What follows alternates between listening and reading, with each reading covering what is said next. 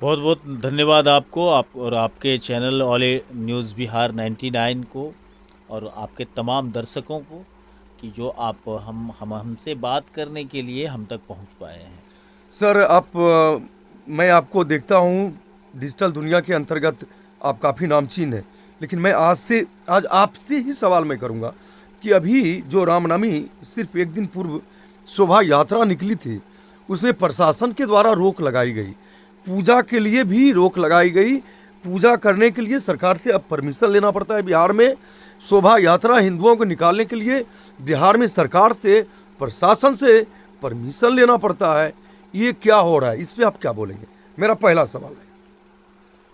देखिए, ये राजनीति, धर्म को राजनीति से जब जोड़ करके नेताजी लोग आम जनों के लिए काम करेंगे तो इस तरीके के माहौल तो क्रिएट होंगे। लोग जो राजनीति करते हैं उन्हें ये समझ में ही नहीं आता कि हम जो बोल रहे हैं उसका परिणाम क्या होगा, हम जो बात कर रहे हैं उसका रिजल्ट क्या होगा। इन तमाम चीज़ों से कोई लेना देना किसी को नहीं होता है। लोग व्यक्तिगत स्वार्थ में, व्यक्तिगत सत्ता का सुख भोग करने के लिए समाज को बांटने का काम करते हैं। और ये जो पाबंदी पर जो आपने चर्चा की, बड़ा सुंदर सवाल है आपका। और ये पाबंदी इसलिए कि आपस में कोई बवाल ना मचे, आपस में कोई लड़ाई झगड़ा ना हो। लेकिन ये लड़ाई झगड़ा का माहौल तो इधर 10-5 साल से हो रहा है। आप 20 साल पहले चले जाइए, 20 साल पीछे चले जाइए, तो आपको वो समाज दिखेगा जो समाज में सब कुछ अच्छा होता था, सब कुछ सुंदर होता था। मुस्लिम के मुहर्रम में हिंदू शामिल होते थे, हिंदुओं के किसी भी आयोजन में सारे लोग मदद किया करते थे। जब संस्कृति पर, सम्मान पर, सभ्यता और सामाजिक व्यवस्था पर सवाल खड़ा होगा तो हिंसा फैलेगी। और ये हिंसा फैलाने में सबसे अहम भूमिका उन लोगों की होती है जो सत्ता की कुर्सी पर बैठ करके जनता को अग्निज्वाला में झोंकने के लिए बैठे रहते हैं। आप तमाम टीवी के डिबेट में देख लीजिए, तमाम चैनलों पर देख लीजिए, एक आदमी समर्थन करेगा, दूसरा आदमी विरोध करेगा। और समस्या के समाधान तक किसी भी टीवी चैनल के डिबेट पर आपने नहीं देखा होगा कि किसी विषय को लेकर के अगर डिबेट किया जा रहा हो तो उसके अंतिम चरण तक कोई डिबेट पहुंचा भी हो और उस पर अमल किया गया हो। सिर्फ और सिर्फ टीआरपी के खेल में आज देश की 100 करोड़ से ज्यादा की आबादी वाले हिंदुस्तान में जहर बोया जा रहा है। सबसे पहले सरकार को निस्वार्थ समझना पड़ेगा।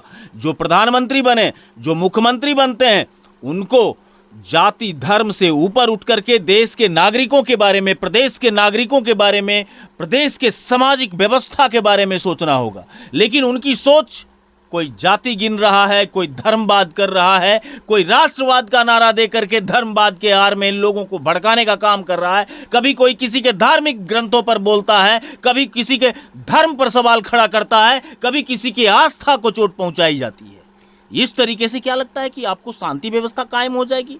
ये शांति समिति की जो बैठक होती है, उन शांति समिति के बैठक में जो लोग शामिल होते हैं और जहां जहां हिंसा हुई, उन शांति समिति के बैठक में शामिल होने वाले लोगों पर भी मुकदमा दर्ज किया जाना चाहिए, क्योंकि उन्होंने अपनी जिम्मेदारी को जिम्मेदारी पूर्वक निभाने से परहेज किया। और सवाल ये उठता है, अभी आप देखिए कि बिहार में सासाराम है, नालंदा है, मुख्यमंत्री का गृह क्षेत्र है नालंदा। क्यों ऐसा होता है?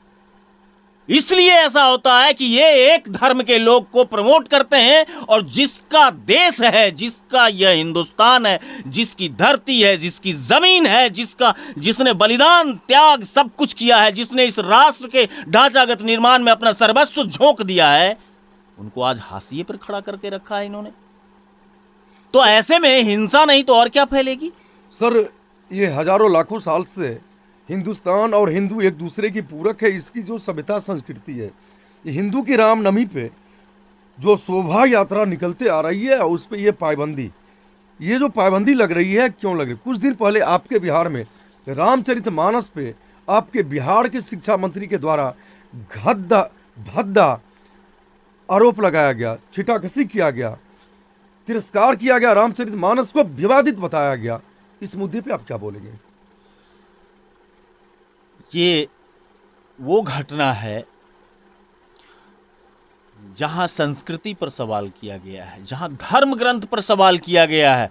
मैं उस मंत्री से कहना चाहता हूं कि जिन चीजों को ढूंढ ढूंढ करके सनातन की संस्कृति को दिखाते हो ना आप, धार्मिक स्वतंत्रता की बात करते हैं, आप कलश यात्रा पर पाबंदी लगाएंगे, आप शोभा यात्रा पर पाबंदी लगाएंगे और कहेंगे कि धार्मिक स्वतंत्रता की आजादी है, यहां सभी धर्मों का आदर है। कौन सा आदर है जब हमारी कलश यात्रा नहीं निकल सकती, जब हमारी शोभा यात्रा नहीं निकल सकती? देश के 100 करोड़ से ज्यादा की आबादी की आस्थाओं पर चोट पहुंचाया जाएगा, कुठाराघात किया जाएगा, समाज में नफरतों का बीज बोया जाएगा। अभी देखिएगा, आने वाला है इफ्तार, आने वाला है इफ्तार। कई लोग अपने पैसे से टोपी खरीदेंगे, कई लोग अपने पैसे से फल खरीदेंगे, लेकिन दम है तो छठ का महाप्रसाद खिला करके देखें, होली मिलन समारोह आयोजित करके देखें, थोड़ा सा रंग अबीर लगा करके देख लें, तो ये करके दिखाएं समाज को। ये पाबंदी क्या है? भागीरथ जी, आप एक सुलझे हुए पत्रकार हैं। भागीरथ जी, ये पाबंदी वो है जो तुष्टीकरण को बढ़ावा देती है। तब तो पाबंदी नहीं लगाई जाती थी जब कांग्रेस की सरकार हुआ करती थी, तब तो सभी लोग बेखौफ चलते थे, खूब सुंदर तरीके से काम किया करते थे, खूब सुंदर तरीके से लोग, मुस्लिम धर्म के लोग हिंदू धर्म से जाकर के चंदा मांगते थे, तब जाके ताजिया का निर्माण होता था। आज भी फकीर गांव गांव में घूम करके चंदा करते हैं, बिल्कुल, साधु संत घूम घूम करके चंदा करते हैं। लेकिन आज आपने देखा कि इस देश में साधुओं की हत्या कर दी गई। इस देश में साधुओं को पीट पीट के मार डाला गया। महाराष्ट्र में मॉब लिंचिंग किया गया था। गौ तस्कर लोगों की हत्या की जा रही है। ये गौ तस्कर होते कौन है? ये गाय उनके पास आता कहां से है? हम सवाल खड़ा करते हैं कि गौ हत्या बंद हो और गाय काटने वाले को ही हम अगर गाय बेचते हैं, गाय की जो तस्करी करते हैं जो लोग, वो लोग गाय नहीं पालते हैं, वो पालते ही नहीं है, तो फिर उनके पास ट्रक का ट्रक गाय कहां से आ जाता है? ये वो लोग हैं जो हिंदू हैं, गाय को पालते हैं और 500 से 700 रुपए के लिए एक गाय को कटने के लिए भेज देते हैं। शर्म करना चाहिए ऐसे हिंदुओं को, शर्म आनी चाहिए। जिसे तुम माता कहते हो उसकी कीमत लगाते हो। सरकार को भी चाहिए कि गाय के खरीद बिक्री पर पाबंदी लगा देना चाहिए। मौजूदा परिस्थिति में बिहार के लिए सबसे भयंकर और भयावह स्थिति है बेरोजगारी की समस्या। विगत 32 सालों में बिहार को एक मजदूरों की फैक्ट्री बना दिया गया, ऐसा मैं बोल रहा हूँ। और मैं इस पे सवाल करूँगा इनसे, इस पे आप क्या बोलेंगे? बिहार को मजदूरों की फैक्ट्री बना दिया गया, मजदूरों की प्रदेश माना जाता है, इस पे आप अपनी क्या राय रखेंगे? मजदूरों का प्रदेश जिसे आप कहते हैं, मैं उसे मैन पावर का प्रदेश कहता हूँ। और ये मैन पावर है हमारे यहाँ। बस सरकार की इच्छा शक्ति उतनी मजबूत नहीं है, उनके सलाहकार उन्हें सलाह नहीं दे सकते, क्योंकि तानाशाहों के बीच में नौकरी करनी होती है।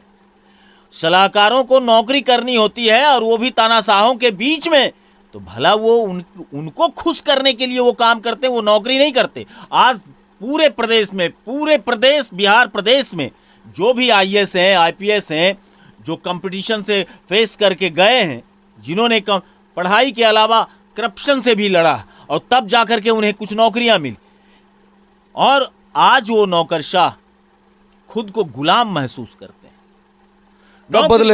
कब बदलेगा ये बिहार की स्थिति?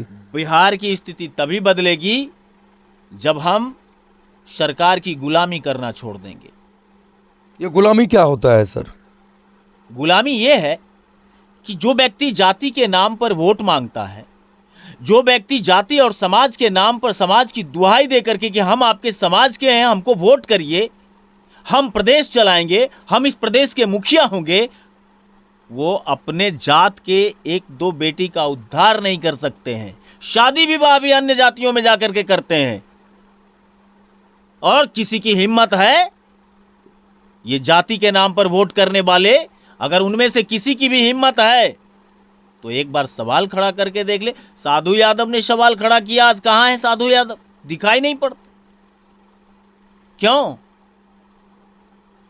क्यों नहीं दिखाई पड़ते? पप्पू यादव आप बात करेंगे, पप्पू यादव का तो कुछ ठिकाना ही नहीं चलता, काम बढ़िया करते हैं, वो लोगों के दुखों में सहयोग करते हैं, पहुंचते हैं, जाते हैं, लोगों की समस्याओं को सुनते हैं और व्यक्तिगत तौर पर जो भी होता है वो करते हैं। लेकिन उनका स्टैंड क्लियर नहीं है कि वो क्या करेंगे बिहार के लिए। कोई स्टैंड ही नहीं है उस व्यक्ति का। अभी तो बिहार में डिजिटल मीडिया हो या कोई भी मीडिया हो, सच बोलने से डरने लगा है कुछ दिनों से। अब तो पत्रकार भी सच बोलने में जेल जा रही है। इस पे भी कुछ बोलेंगे क्या? देखिए, जेल, पत्रकारों का जेल जाना, जेल आना, जेल से बाहर निकलना, ये बहुत पहले से हो रहा है। मनीष की चर्चा आप कर रहे हैं मेरे ख्याल से। जी। तो मनीष कश्यप ने कहा कि 180 दिन में हम सरकार गिरा देंगे। कौन से भाई, किस लेवल से आप सरकार गिरा देंगे? मनीष कश्यप ने कहा कि हम सरकार गिरा देंगे तो सरकार डर जाए और डर करके उसको बंद कर दे। ये बात नहीं है, लोगों में भ्रांतियां फैलाई गई। सच तो ये है भागीरथ जी, सच तो ये है कि जितनी तेज गति से मनीष लोगों को जागरूक करते जा रहा था, सरकार की नीतियों को बताते जा रहा था, और जिस कदर उसकी लोकप्रियता बढ़ रही थी, सरकार उसकी लोकप्रियता से डर गई थी कि जो हिसाब किताब ही लगा दिया है, उस हिसाब किताब में तो मेरा जाति मेरे से भाग रहा है। हम गरीब राज्य कहते हैं, 33 साल सरकार चलाने वाले लोग, उस प्रदेश का मुखिया अगर कहता हो कि बिहार पिछड़ा राज्य है, तो ये दोष किसका है? किसका है दोष? 33 साल में आपने कुछ नहीं किया, सिर्फ टूटी हुई सड़कों को केंद्र के सहयोग से बना लिया। इसके अलावा आपका विकास कुछ नहीं है। ये जो रिजल्ट अभी आया है बीएसपी का, हाँ बिहार सर। बोर्ड का, हाँ सर, मैं सुनिए, अब जी। मेरा अंतिम सवाल है आपसे। ये अभी जो बिहार बोर्ड का रिजल्ट आया है, इस रिजल्ट को किस नज़रिए से आप देख रहे हैं? ये तो स्क्रिप्टेड रिजल्ट है। कैसे? क्योंकि आप पंचायतों में घूमते होंगे, मुखिया जी के यहाँ पहुँचिए, मुखिया जी के यहाँ लोग साक्षरता के लिए आते हैं साइन कराने के लिए। मुखिया जी कभी नहीं पूछते हैं कि आप कितने पढ़े हैं, कोई नाम लिखना जानते हैं, नहीं लिखना जानते हैं। वो सीधा आंख बंद करके उस पर साइन करके दे देते हैं, जमा हो जाता है। सरकार सिर्फ ये दिखाना चाह रही है कि हमने शिक्षा के स्तरों में इतना वृद्धि किया, हमारे यहाँ शिक्षा इतनी प्रतिशत पर थी, अब हमारी यहाँ शिक्षा इतने प्रतिशत पर हो गई। इतने सारे लोग फर्स्ट डिवीजन पास कर रहे हैं, इतने सारे लोग सेकंड डिवीजन पास कर रहे हैं। श्रीमान, जितने सारे लोग फर्स्ट डिवीजन कर रहे हैं, उसमें से कुछ ही छात्र फर्स्ट डिविजनल स्टूडेंट के लायकियत में हैं। बाकी जो छात्र हैं, ओनामासी धंग गुरु जी चितंग, उसको 1 से 20 तक का पहाड़ा नहीं आता है और लेबल लगा हुआ है फर्स्ट डिविजनल स्टूडेंट का। आपने देखा था जो बिहार टॉपर रूबी थी, उसका रिजल्ट क्या था? उसने क्या लिखा था? क्या लिखा था? आपने देखा होगा ना, वो बिहार टॉपर था। बीपीएससी का एग्जामिनेशन, जो बिहार का सबसे प्रतिष्ठित एग्जामिनेशन है, बीपीएससी के एग्जाम शुरू होने से पहले एग्जाम शुरू था। क्यों नहीं आज तक वो मामला सामने आया? कौन लोग थे जिनका एग्जाम लिया जा रहा था? ये बात सामने क्यों नहीं आई? तमिलनाडु जो टीम गई, वो टीम वहां से क्या करके आई? क्यों नहीं लोगों के सामने रखा गया ये इन चीजों को? जो नेता आज सरकार में है, तो सरकार कुछ भी करे अच्छा है, और जब सरकार से बाहर हो जाता है तो वही नेता उसी सरकार की निंदा करता है। उस समय नहीं करता, उस समय नहीं करता है, निंदा करता है।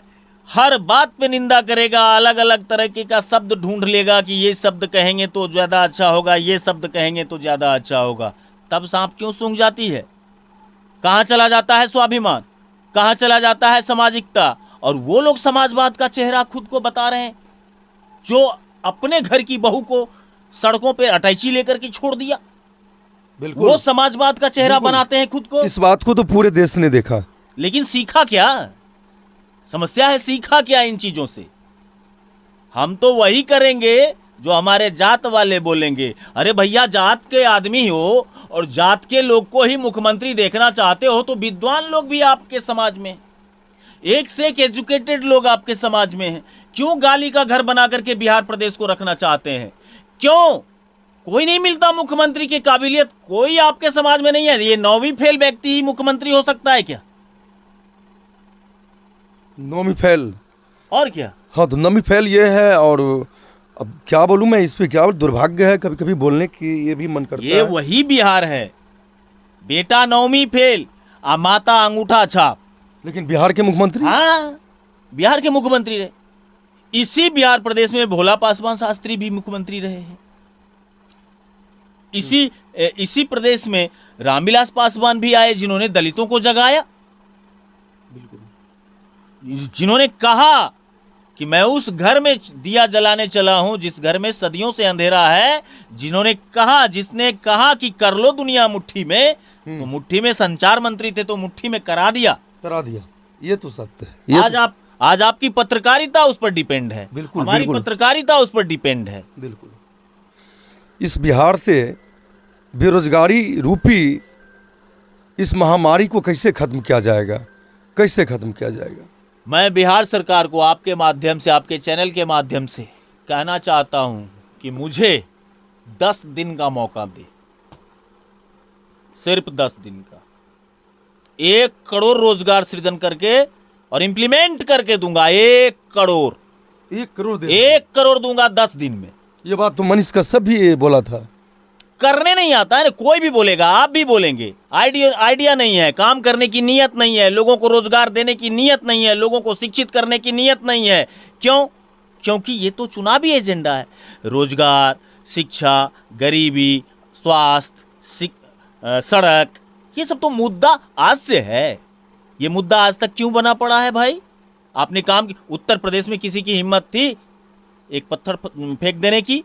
हमारे बिहार में बहुत कम बार ऐसा देखा गया कि यहां 2 समुदायों के बीच हिंसक झड़प हुई। लेकिन आज आप मोहल्ले में भी नहीं घूम सकते। अब भी आप देखिएगा। ये सरकार की मंशा क्या है सर? सरकार की मंशा, मौजूदा सरकार की मंशा क्या है? ये अंग्रेजों के 2024 की प्लानिंग तो लेके नहीं चल रही है सरकार? नहीं, 2024 तो प्लानिंग है। आप इस पंचवर्षीय में बताइएगा कि इस मुख्यमंत्री के द्वारा कौन कौन से बिहार प्रदेश की उन्नति के लिए काम किए गए। कोई सा भी नहीं किया गया। आप डीजे पर प्रतिबंध लगाते हैं और बिहार दिवस में डीजे खुलेआम खुद बजाते हैं। आप शोभा यात्रा पर पाबंदी लगाते हैं तो दूसरी तरफ रमजान में छूट डालते हैं। ये तुष्टीकरण नहीं तो और क्या है? एक समुदाय को रोको और एक को बढ़ावा दो। ये तुष्टीकरण की नीति नहीं है तो और क्या है? और आपको मैं बताऊं कि 500 करोड़ जाति गिनने में खर्च करने वाली सरकार, बहुत सारी सरकारें, राजस्थान की सरकार ने भी जातिगत जनगणना कराया था, लेकिन उसने पब्लिकली ओपन नहीं किया कि किसका कितना परसेंटेज है। आप इस बात को मानिए, आज किसी के पास एक भी वोट है ना, एक भी व्यक्ति समर्थन करता है ना, तो वो भी कांग्रेस का ही कभी वोटर हुआ करता था। लेकिन कांग्रेस की नीति, कांग्रेस के नेताओं के द्वारा कही गई बातें उन हजारों, लाखों, करोड़ों भारतीयों को नागवार गुजर जाता है, सिर्फ और सिर्फ एक समुदाय को खुश करने के लिए। और ये कैसी नीति, ये कैसी नीति और कैसी व्यवस्था और कैसी है इनकी नेतागिरी कि लोग आग में झुलस रहे हैं, लूटे जा रहे हैं, काटे जा रहे हैं, गोलियां चलाए जा रहे हैं, पत्थरों से घरों के शीशे को तोड़ा जा रहा है, घरों के महिलाओं को, बहू बेटियों के साथ छेड़खानी की जाती है। कत्लेआम मचा देंगे क्या ये लोग अपनी कुर्सी के लिए? सिर्फ और सिर्फ ये अपना विकास करना चाहते हैं। लोगों के विकास से कोई मतलब नहीं है और जातिवाद का नारा सिर्फ इसलिए दे रहे हैं क्योंकि जातिवाद के अलावा कोई भी नारा अगर ये देंगे तो इनकी सत्ता चली जाएगी, और जब सत्ता चली जाएगी तो जेल के सलाखों में जाने से भी कोई नहीं बचा पाएगा। क्यों? आज मनीष कितना बड़ा अपराधी है जिसे जेल में भेजा गया, जिसे पुलिस रिमांड पर लिया गया, जिसे अपने स्टेट से छोड़ करके दूसरे स्टेट को भी समर्पित कर दिया गया। ये अपने आत्मसम्मान की सुरक्षा नहीं कर सकते जो सरकार, ये पत्रकारों के मान सम्मान के साथ खिलवाड़ करेंगे। क्या आपको लगता है 2024 से पहले ये मजदूरों की फैक्ट्री बिहार, ये मजदूरों की फैक्ट्री बिहार क्या इस बात को समझ पाएगी कि मुझे बिहार को बदलना है तो बिहार को बदलना है तो जाति से हट के वोट करें। एक सेकेंड, जाति से हट करके बिहार में वोटिंग नहीं होगी, क्योंकि कुछ लोग अपने अपने इष्ट देव का कसम खाए हुए हैं कि किसी भी सूरत में हम बिहार के समाज को विकास की मुख्य धारा से जुड़ने नहीं देंगे। ये लोग अपने पिता का कसम खाए हुए हैं कि किसी भी सूरत में हम बिहार के बच्चों को विकसित नहीं होने देंगे। स्कूलों में पढ़ाने का काम शिक्षकों का, उनसे खाना बनवाते हैं, बच्चे दिन भर खाना के आशा में होते हैं, घर आते हैं तो बगल में ओपन जिम मिलता है, वो झूल झूल करके थक जाते हैं और घर जा करके सो जाते हैं। क्यों? हम खाना भी दे रहे हैं, कपड़ा भी दे रहे हैं, पोषाहार भी दे रहे हैं, हम आपके परिभ्रमण का भी कार्यक्रम करते हैं, हम आपको पिकनिक मनाने ले चलते हैं, सारा काम करते हैं। और ये सारे काम से छात्रों को क्या फ़ायदा? इससे तो खुश वोटर्स हो रहे हैं, वोटर्स को खुश किया जा रहा है, लेकिन बच्चों का भविष्य चौपट। जो शिक्षक यह सोच करके शिक्षा विभाग को ही ज्वाइन किए कि मुझे पढ़ाना है, मुझे एक संकल्पित, एक संस्कृतपूर्ण, एक सभ्य समाज का निर्माण करके इस राष्ट्र को समर्पित करना है, आज वो मानसिक रूप से कुंठित हो चुके हैं। कई सारे शिक्षक तो बीमारी से ग्रसित हो चुके हैं इस तनाव में। कौन देखेगा? शिक्षकों को धरना देना पड़ रहा है, जिला शिक्षा पदाधिकारी कार्यालय में नहीं मिलेंगे। तमाम दर्जनों लोग फर्जी शिक्षक के तौर पर काम कर रहे हैं। बेगूसराय में कई ऐसे शिक्षक हैं जो फर्जी तरीके से काम कर रहे हैं। ये कैसे हो रहा है भाई? बगैर अधिकारियों की सेटिंग का? बगैर अधिकारियों के सेटिंग का होगा क्या? और वही शिक्षक चैलेंज भी आपको करेगा। अगर आप उससे पूछिए कि आप फर्जी शिक्षक हैं तो वो शिक्षक कहेगा कि आपको जो करना है कर लीजिए, मेरा सेटिंग है ऊपर तक। बिल्कुल बिल्कुल। ये कौन कहता है? ये सब तो हम भी देखते हैं। आपके बलिया में दियारा क्षेत्र में एग्जाम के दिन शिक्षक नहीं पहुंचे, चपरासी के द्वारा, चतुर्थ वर्गीय कर्मचारी के द्वारा बच्चों का शिक्षा परीक्षा लिया गया। क्या कार्रवाई हुई? और वहां पर शिक्षक कहे थे कि जो करना है कर लो, मेरा कोई कुछ नहीं बिगाड़ सकेगा। क्या हो गया? कुछ हुआ क्या? प्रखंड प्रमुख थे, ऑलरेडी नेतृत्व कर रहे थे। बिल्कुल बिल्कुल। प्रखंड प्रमुख आज वो खुद के बारे में बता सकते हैं कि उनकी हैसियत कितनी रह गई इस घटना के बाद। कोई कार्रवाई नहीं होती। भागीरथ जी, आप इतना जान लीजिए, बिहार प्रदेश को गर्त में डुबो देने की पूरी तैयारी कर लिया है।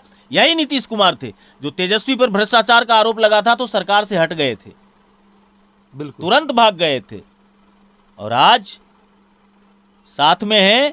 और जिस दिन मुख्यमंत्री का शपथ ग्रहण हुआ था, उस दिन के पीसी में बोले थे हम लोग समाजवाद के चेहरा हैं, समाजवाद विचारधारा के लोग हैं, एक साथ काम कर रहे हैं और बहुत अच्छा लग रहा है। अरे अच्छा क्यों नहीं लगेगा? सत्ता की मलाई किसे खराब लगती है? किसे खराब लगती है? जाति के नाम पर जब तक ये लोग वोट मांगते रहेंगे और जब तक बिहार प्रदेशवासी वोट करते रहेंगे, ऐसे लुटेरे का झंडा लहराता रहेगा। तो साथियों, पूरे अंतिम हमारी जो राय पंकज सर से मिलके मुझे लगा, बिहार जब तक जाति के नाम पर वोट देना बंद नहीं करेगा, बिहार के आवाम, बिहार की जनता, बिहार की वोटर जब तक जाति के नाम पर वोट देना बंद नहीं करेगा, तब तक विगत 32 सालों से लालू और नीतीश की राज जो है, अभी पूरे हिंदुस्तान में बिहार को मजदूरों की फैक्ट्री बोला जाता है, तब तक बिहार नहीं बदलने वाला है। आने वाले समय में जाति पर वोट देना बंद करें और धर्म के आधार पर नफरत नहीं फैलनी चाहिए। हिंदू हो, मुसलमान हो, सभी हम लोग एक दूसरे के भाई हैं, पड़ोसी हैं। तो आप लोग बने रहें बीटी न्यूज़ बिहार और ऑल न्यूज़ 99 पे। आपका भाई भगीरथ कुमार सिंह, नमस्कार।